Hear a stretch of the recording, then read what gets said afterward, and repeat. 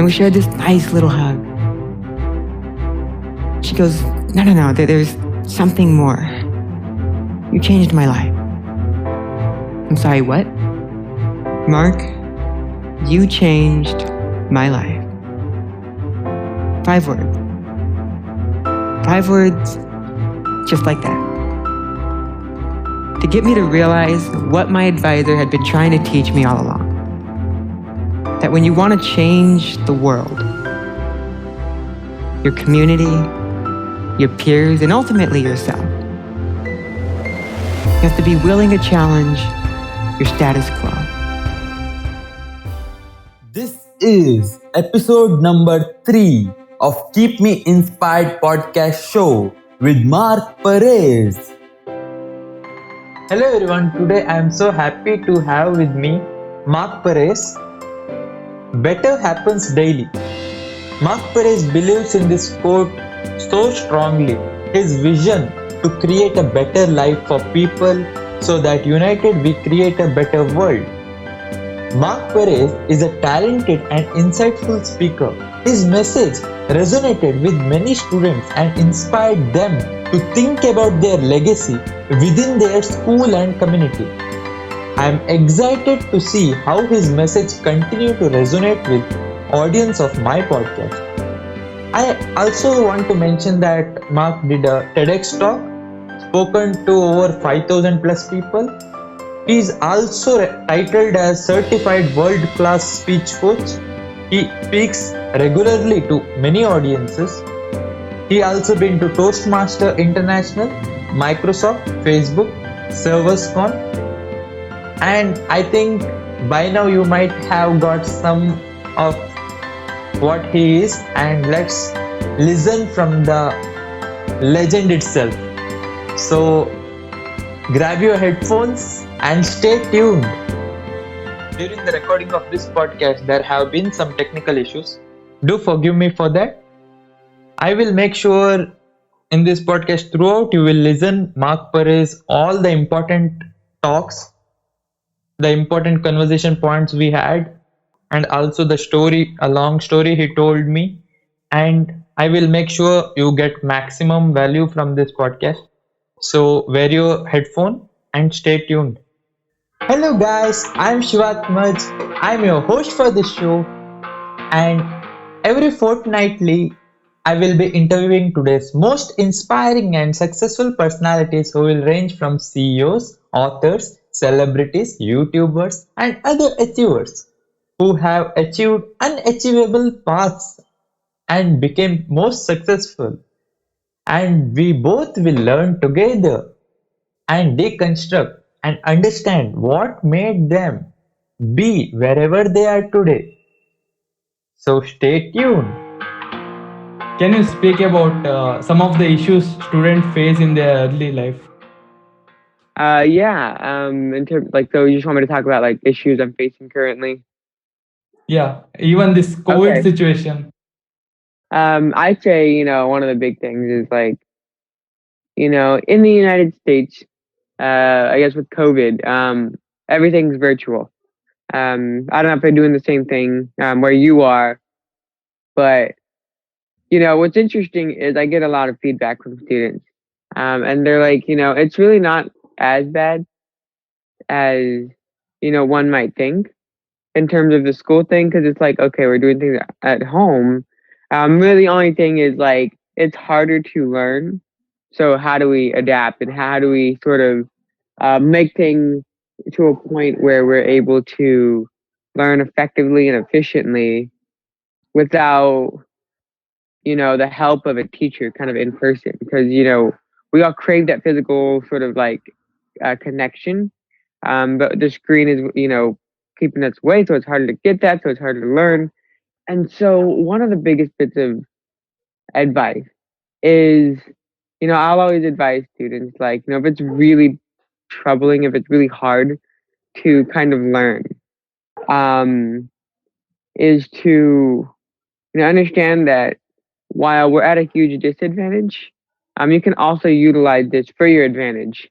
Never have we been able to rely solely on the internet when we were in school, we couldn't use computers or use our phones to help us out. Or if we did, it was always a bad experience because there's connection and stuff like that. And so it's like you have an advantage in that you can use the internet to help you get the answers you need to solve the questions you have. Number two is, consistently be reaching out to a teacher or a peer to sort of get help on things you don't understand. But yeah, I think this is one of those things where while a lot of people like to focus on this as an issue, I think it's another where, we need to look at how we can stack things to our advantage, if that makes sense. Bro, can you tell about like I have purchased you a book in that you spoken something about 5-step process of converting your dreams to a reality. Can you give us some Yes, more insight on this topic? Why it is important for every student? to kind of follow these 5 steps. Yeah, like just Yeah, absolutely. So if you don't know, the 5 steps are your burning desire, your vision, your mindset, your truth, and then your choices. First step, burning desire, is sort of looking at what's the one thing that you want most in life. One thing that kind of brings you spiritual stability, financial stability, emotional stability, something that makes you feel stable yet makes you feel significant. And then the second one, which I think is arguably the most important step, which is really finding your why, creating a why statement. For me, my why is to create a better life for people so that united we create a better world. And so, what this vision statement or this why statement does is it gives you a kind of compass for every decision you make.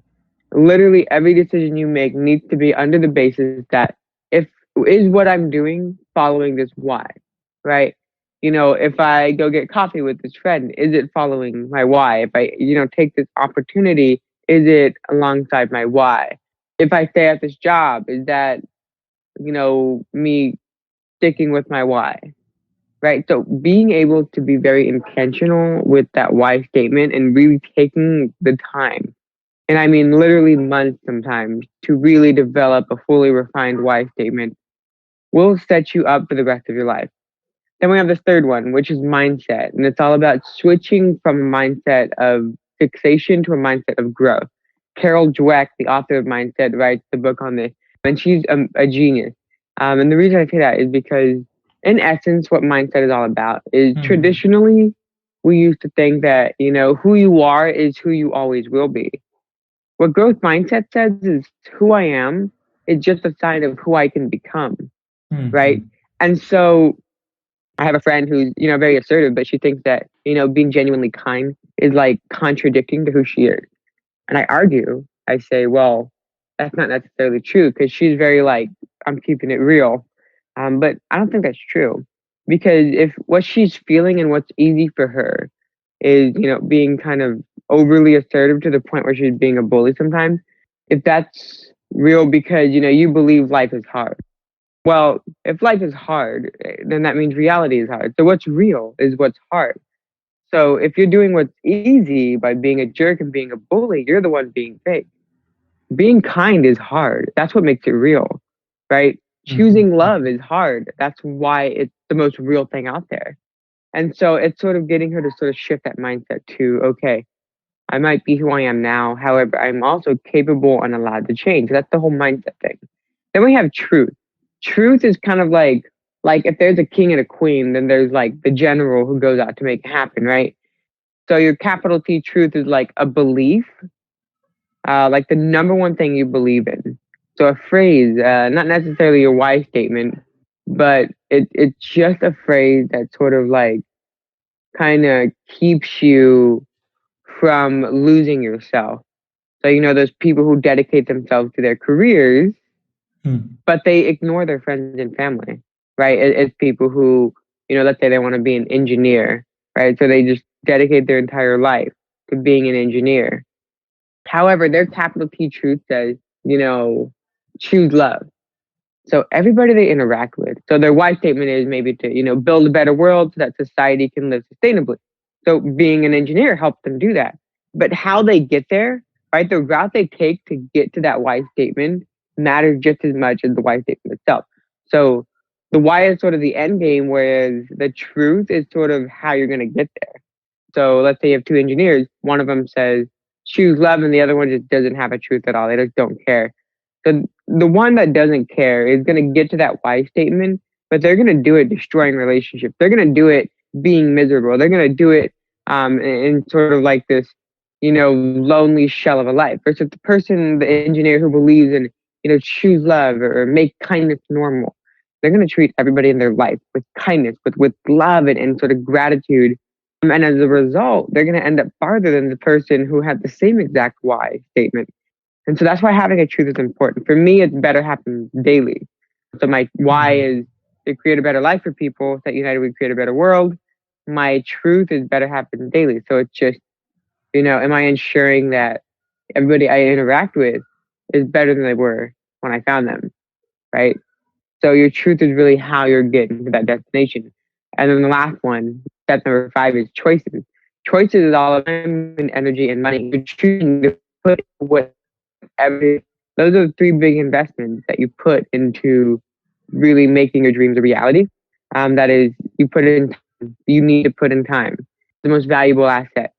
Yet people seem to love spending their time on things that don't really matter. And then we have energy, which is sort of like really taking that, your energy and putting it into your craft and sort of, if you're a public speaker, practicing your public speaking. If you're, a math major, putting it into math. If you're a speechwriter, learning how to speech write. Just sort of investing into the thing that you really want to do. And the last one is money. People are scared to put money towards these things. It's always the scariest investment. I never know why. But it makes sense because it's money sort of a way we feel safe and sustainable and secure. Yet if you're not putting in the money, then you're putting in time and energy. And then you burn out. Because what's happening, what money allows you to do is it allows you to save your energy, save your time, oftentimes, right? And so you don't need to put in all of your money, but you can, put in some, and then some more, and then some more. Right? It's not about like, giving your life savings. It's about, okay, here's what I need to really invest, and then here's how I'm going to do it. And so if you're not doing one of them, so if you're not putting very much time, then you better be putting a lot more energy, and you better be putting a lot more money. Or if you're not putting in your energy, you got to be putting in a lot of time and a lot of money. So if you just take away one, you're compensating the other 2 by a lot. Is it allows you to put in order what you need to be doing, and then it allows you to really decide for yourself what that what your whole journey is going to look like in sort of pursuing what it is your burning desire is. Like for many people, there are dreams, Mm-hmm. and there are other dreams which their parents want them to become. Yeah. So, Okay. but what their parents want to become, that is secure. But what their dream is, that is not secure. Like they are not sure. There is uncertainty. Absolutely. So what to do in this situation? Whether to trust our dreams or how to take So that leap how do of faith? Yeah, that is a hard question. This is one of those that differs case by case because, there's, parents who are like, they're like, this is what we have planned for you and this is what you're going to do. But, let's say you come out and you say, okay, you know what? I'm not going to do that. I'm going to do this. Some parents might say, okay, fine, you can do that, but we're not going to help you at all. Some parents who say, fine, we'll help you. Others who say, get out of our house. If you're not doing what we say, you can't be with us, right? And it differs case by case by case. I cannot give you one single bit of universal advice. Senior year of high school. We're at the welcome back assembly the week school had started. Teachers, staff, and students are lined up in the bleachers of the gymnasium. I'm sitting on the front row on the very floor, fortunate enough to be right in front of the motivational speaker who was invited to give a talk before all of us. Throughout the duration of his speech, he said one line that really resonated with me, changed the way that I behaved from that moment forward.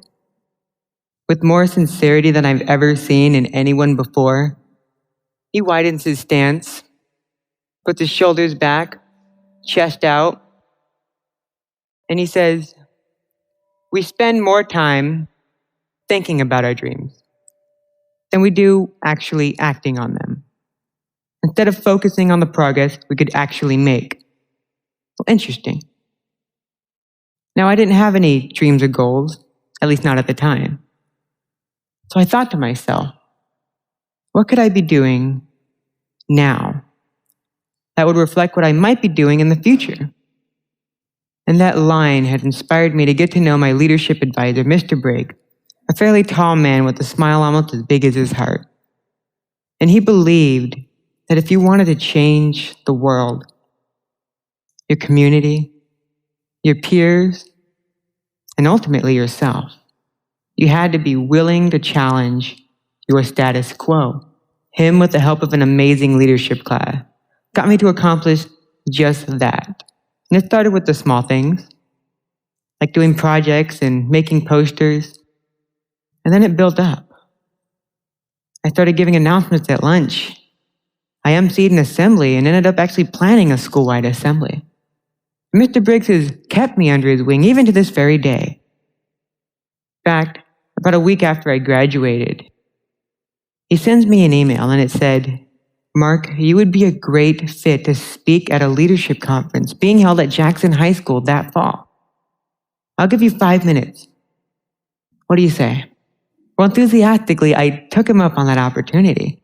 I spent most of my summer practicing, prepping, and rehearsing for that speech, so when the time came for me to present, I would be more than ready. And that time did end up coming. I remember it very crisp and clear. I remember the host introducing me, calling my name, me walking up to the center of the gym, taking the mic and beginning my speech. And everything goes as planned. Almost everything. From beginning almost to the end, when I realized I forgot something rather important. I'd forgotten my conclusion. And I remember standing there in front of these 1,200 students from all across the region. The teachers that accompanying them, waiting for me to say something that could potentially inspire them. And I had nothing. So I admitted to my fault. I looked up at all of them. And I said, "Guys, I'm sorry, I forgot my final line." And I knew what would happen. Someone would walk up, take the mic away, a few people would give me a pity clap, and I'd walk away in shame, completely repressing that memory. But instead, what actually happened was rather interesting. Because in the split second after I assessed what would happen, what started out as this slow applaud, next thing you know, I'm standing in front of these 1,200 students giving me this huge standing ovation. They all start shouting and cheering, "Mark, you got this." And my friends are like, "Yeah, you got this." Someone even shouts, "Mark, we still love you." And my teacher, Mr. Briggs, on the side, smiling and clapping for me, very indirectly teaching me something, the virtue of vulnerability and the unconditional support that comes with it. My senior year, I was very shy and quiet and introverted. I neglected any social interaction I could. I spent most of my time in the library eating, waiting for the next class period to start. Until one day, one of my friends introduces me to this girl. And for storytelling purposes, we're going to call this girl Josie. Over time, me and Josie began to form a really strong friendship. She asked me one day, "What can I do to be more active here on campus?" I thought about that for a moment. Then I encouraged her to run for student government. Now she's like me. She was like me. Quiet, shy, a little introverted, and this task required that she put herself out there. That she make posters and market herself, give a speech in front of her entire class. But in spite of her skepticism, her insecurity, her one opponent she was going against, she ended up winning that competition. And to me, I was just helping a friend be more active on campus, helping a friend have something to put on their applications for college. But to her, it was an opportunity for her to push her limits, to challenge her status quo. And I was blind to that. I was blind to that is until the very last day of school. After the senior farewell assembly, everyone's saying their goodbyes.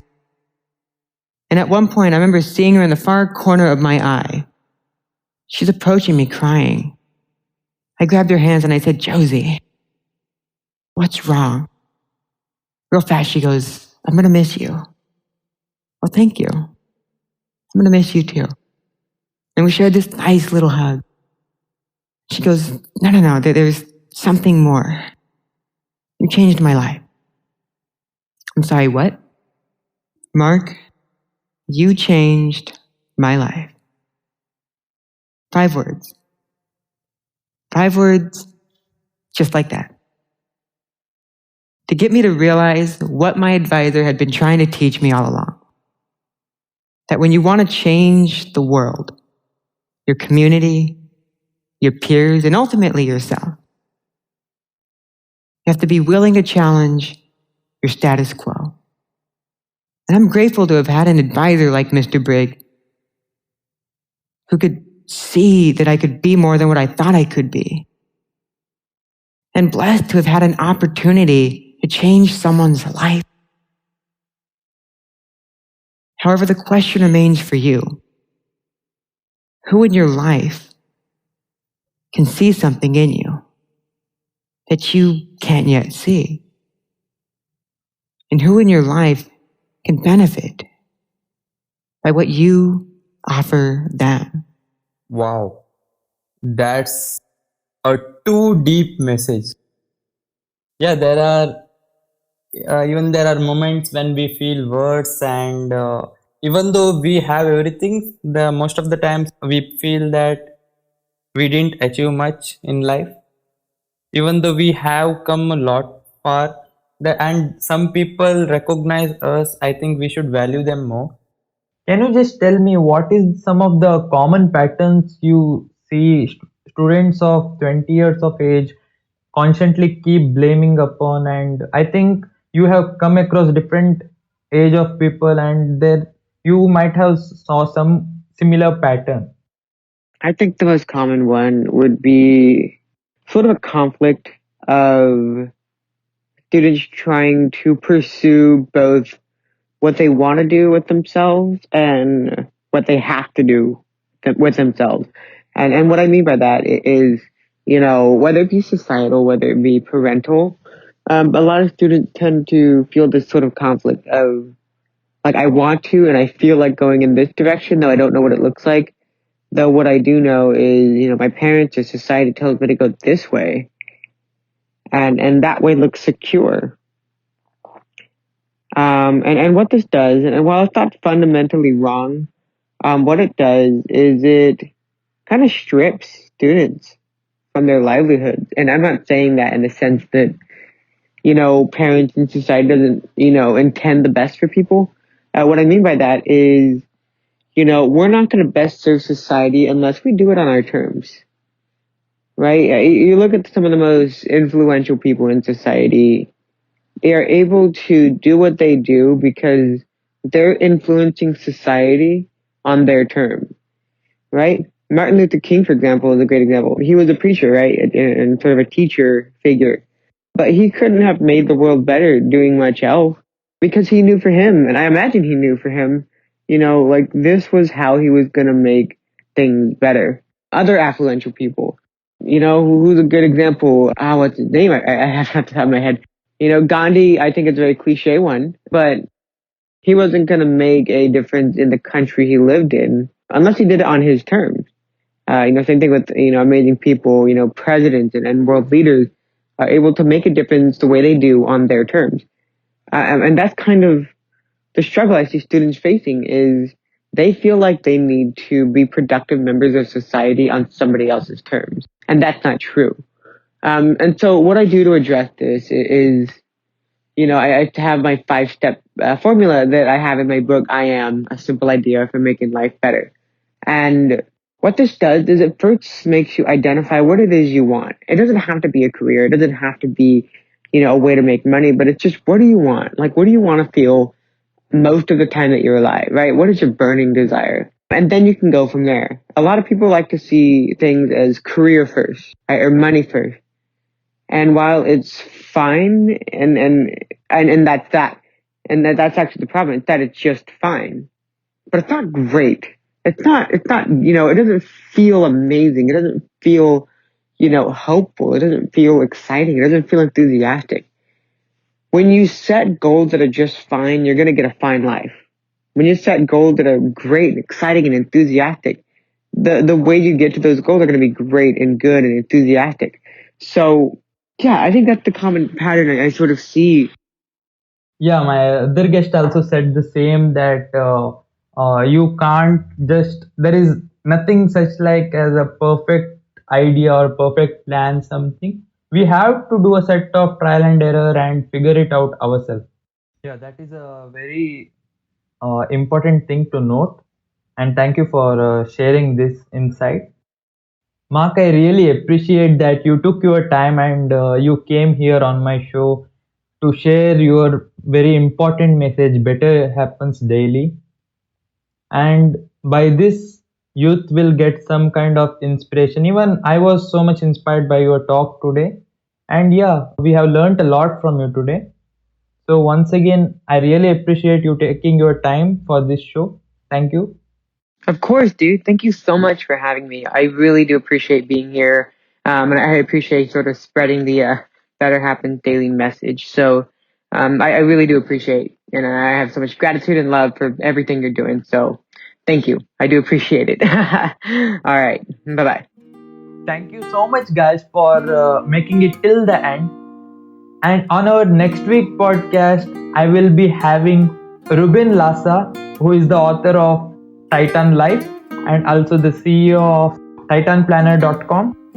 As you made it so far, do check out my Instagram at I am the brand myself. Also, on whatever medium you are listening to this podcast, make sure you subscribe and leave a review if possible. I will keep bringing the best guests from all over the world, and we will both learn together and grow together. I believe at least 1% you will be benefited from this podcast. That is a massive success for me.